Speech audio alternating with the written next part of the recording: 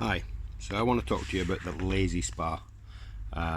Specifically in my case it's the St. Lucia, but this kind of applies to all of them. Let me just show you the problem I've got. I mean, a lot of people are having the E01 and the E02 errors. I've done lots of research online, particularly a couple of guys' videos which I'm going to add the links to, who really did help me out, and one guy in particular was really helpful, and he obviously did give me a lot of his time by messaging me back and forward, giving me other things to try. So one of the most important things to do whenever you get the error E02, which I found is probably the easiest one of all, is to take a jet wash and pop it into the inlet, which is the bottom one of the where your filter would normally screw on, if you've got that particular one. And I'll show you how that is now. Let me just pop over to the spa and I'll show you exactly what I'm talking about. So this is the spa.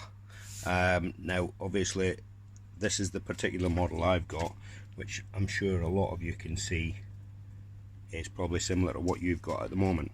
So what you need to do is open up this first of all, which is, bear with me one sec. So the first problem you get is obviously you've got the error E01 or E02. Now unscrew the filter from there and simply get your jet wash, if you've got one, and pop it into the water and basically just jet wash the end of both of these things, you know, the intake and outtake. So unscrew the filter and then jet wash either one of them. Okay, switch off your pump then, reset and see if it works. If that works, then bingo, you've solved your problem. What tends to happen is the water jet, it gets clogged up inside there sometimes with hair, in my daughter's case, or other things, etc. So just try that. Put your jet wash at the bottom, jet wash on the end of there, just to see if you can clear it back, and see if that solves your issue. The next thing to try, so the next thing you're going to try is, obviously you've done that, the error's still there. So inside the spa, now this is reference to another chap's video, which again I'll put the link on here. I don't remember the guy's name, but he came up with a very useful tip. Quite often it could be, if you've got the error E01, it's the flow sensor.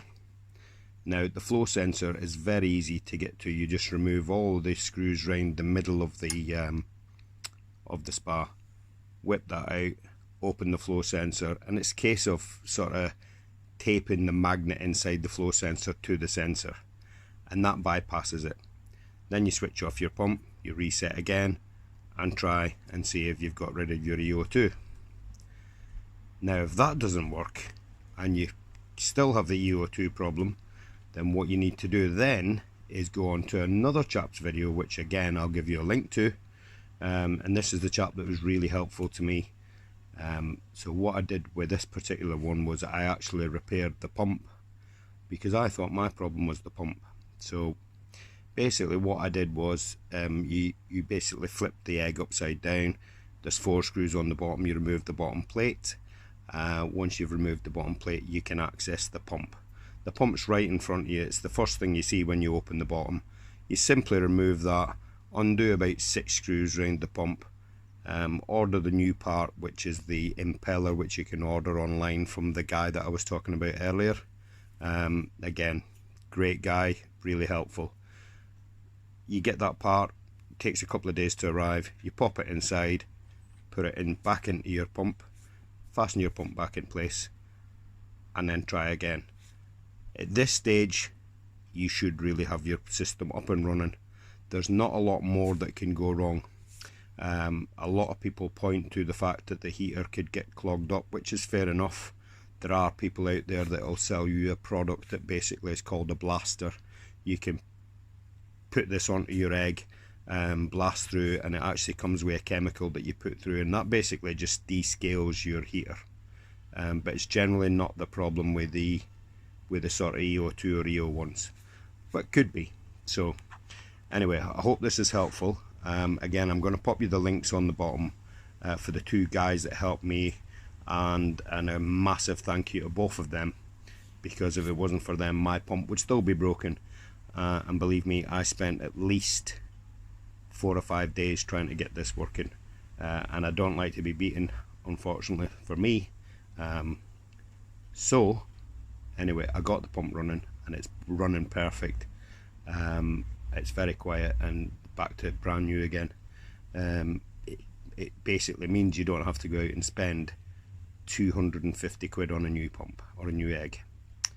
Okay, thanks for watching. If you liked the video, just give us a thumbs up. I would appreciate that. Again, go and look at these other 2 videos of the guys that have actually taken on the repair. I've actually done exactly the same as them 2, but if it wasn't for their videos I wouldn't have figured it out. So thanks again guys, cheers, bye.